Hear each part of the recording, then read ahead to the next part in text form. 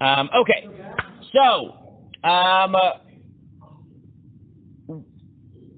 the drama, as we mentioned yesterday, that begins in this week's parsha is Mechirat Yosef. I want to focus on one line in the story of Mechirat Yosef, and really a beautiful analysis by Nechama Leibovich on it. So,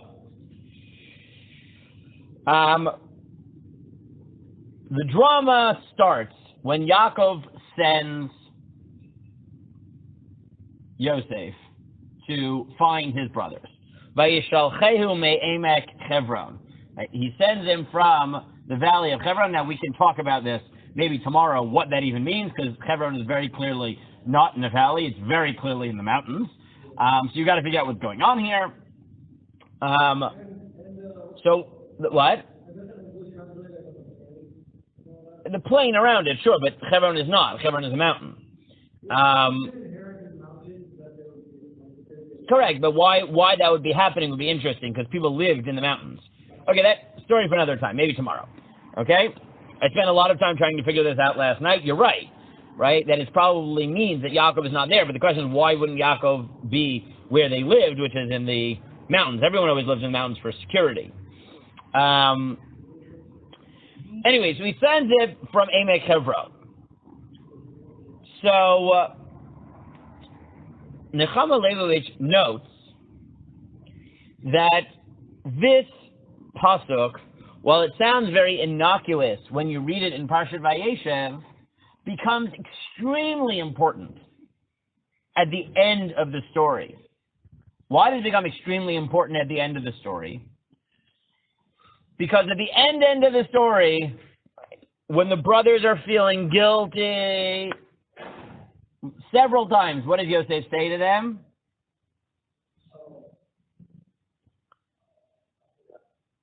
Don't feel guilty. Why?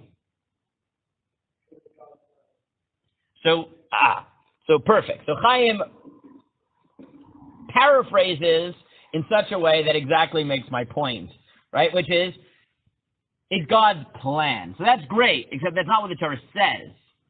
That's what it means, but it uses a different language, and that is, Lo atem shilachtem oti heina ki ha'elokim. You didn't send me here. God sent me.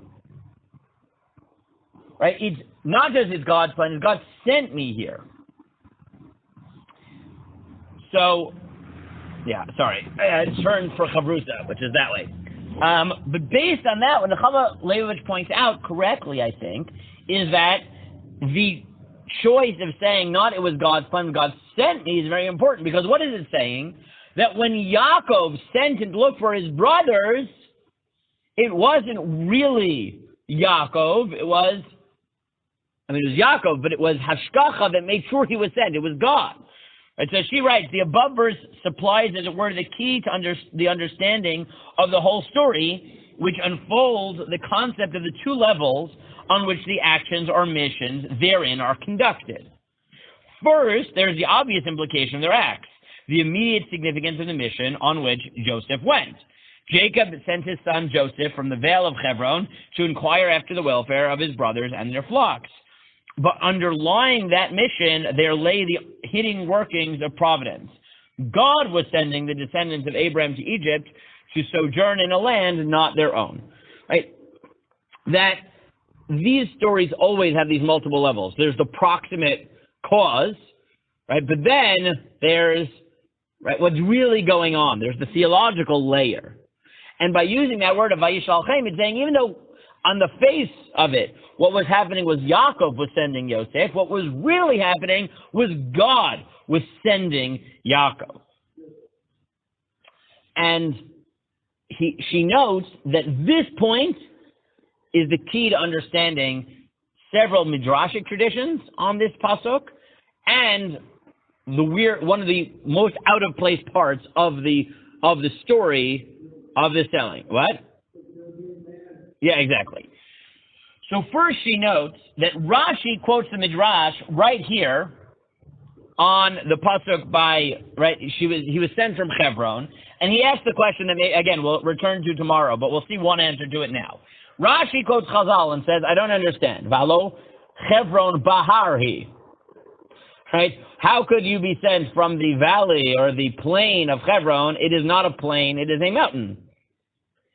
So the Midrashic answer here is, it doesn't mean plain, it means Ela me'etza amuka shel oto tzadik. It means from the deep advice, emek being similar to amok, right, depth, of which tzaddik?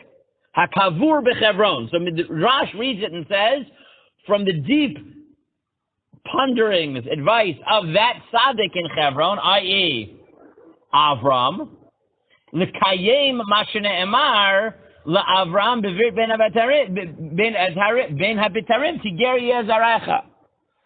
That he was sent because of God's promise to Avram that your children will be strangers in a foreign land. So what Nechama points out is that what is the Midrash doing?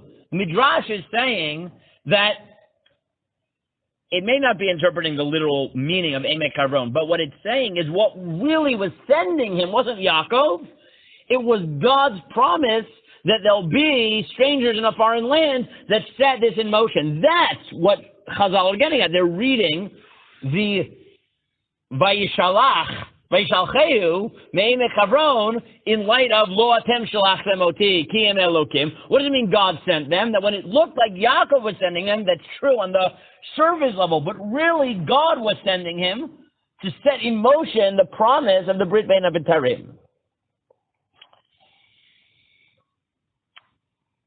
And with that background, she then moves to explain the very odd moment. And that's the moment that Chaim picked up. I'm glad you knew already in advance what I was going to say. But one of the weirdest moments in this whole story is Yosef goes, he gets a little bit lost, he can't find them, and then a random person approaches him in the middle of a field and says, "Excuse me, are you looking for something?" Right?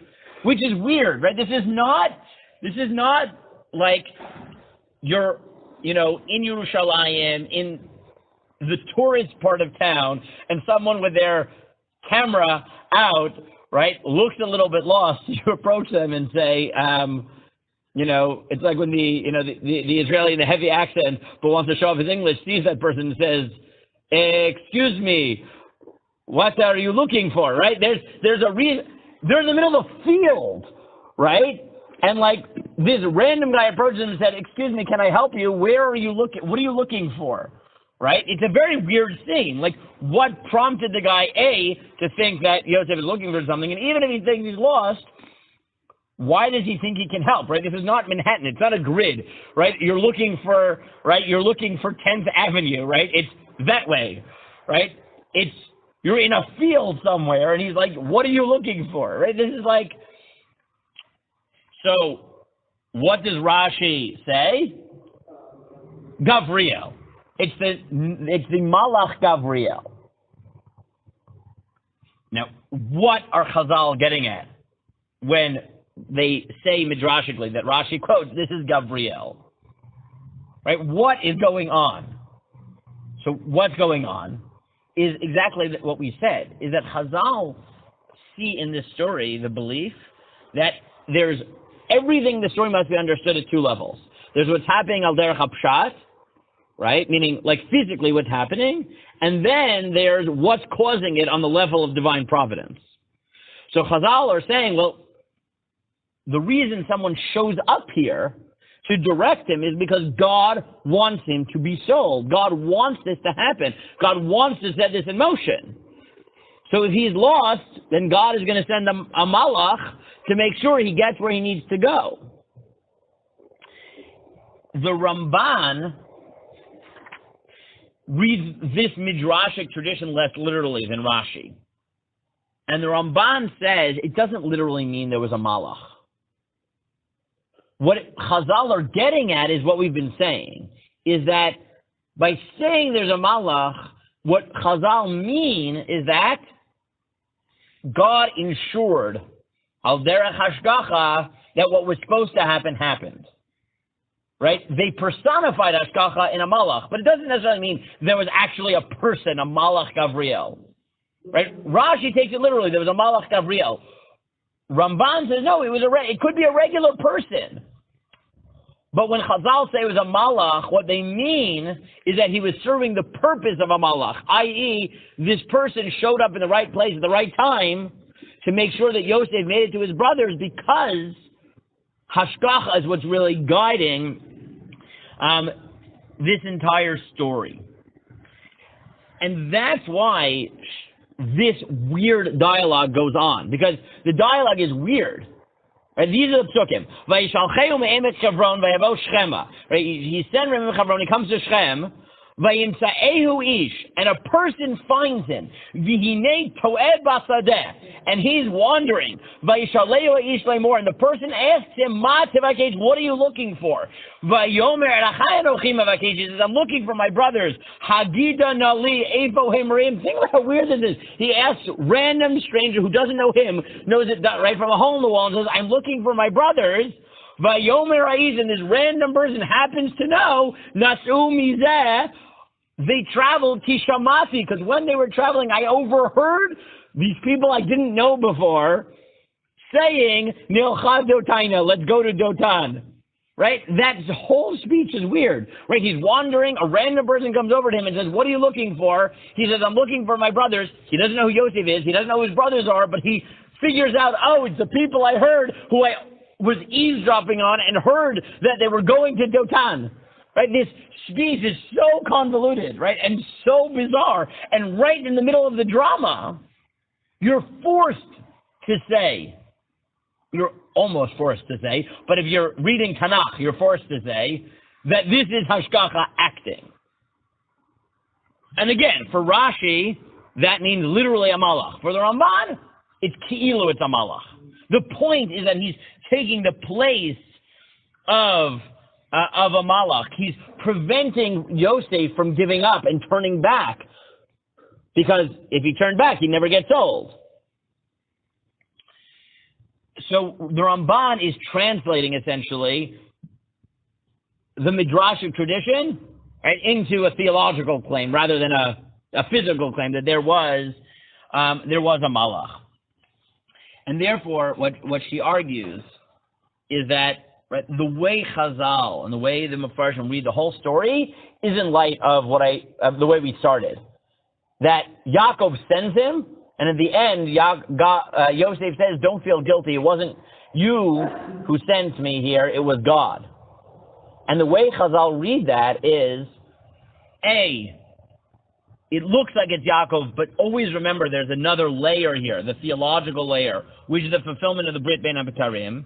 And once you have those glasses on, right, that perspective, so you have to look for places in the story where naturalistically this wouldn't have happened if it weren't for Hashgacha. And the key to that is this weird moment where he seems to get lost. And naturally he should just turn back, because how the heck is he going to find his brothers, right, without streets and without cell phones, without anything? And then a random person shows up who happens to figure out that he's the brother of the person that he was eavesdropping on, and therefore he knows to tell him to go to Dotan.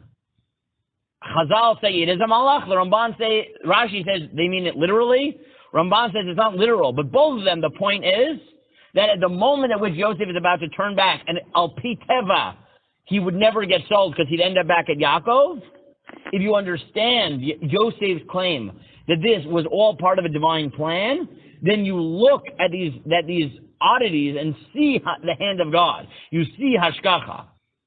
And that's what the Ramban says. You don't have to read it literally. It's not necessarily a malach, but it is God's Hashgacha ensuring that what's supposed to happen in the story happens. And that's why we spend so much time on this very odd little exchange, but it's oddity, it's surprising nature. It's the fact that against all odds, lost in the middle of the country, a person finds him and sends him miles away to the right field to find his brothers, that make it clear that there is that second layer functioning, right? Not just the people sending people, but God ensuring the fulfillment of a divine plan.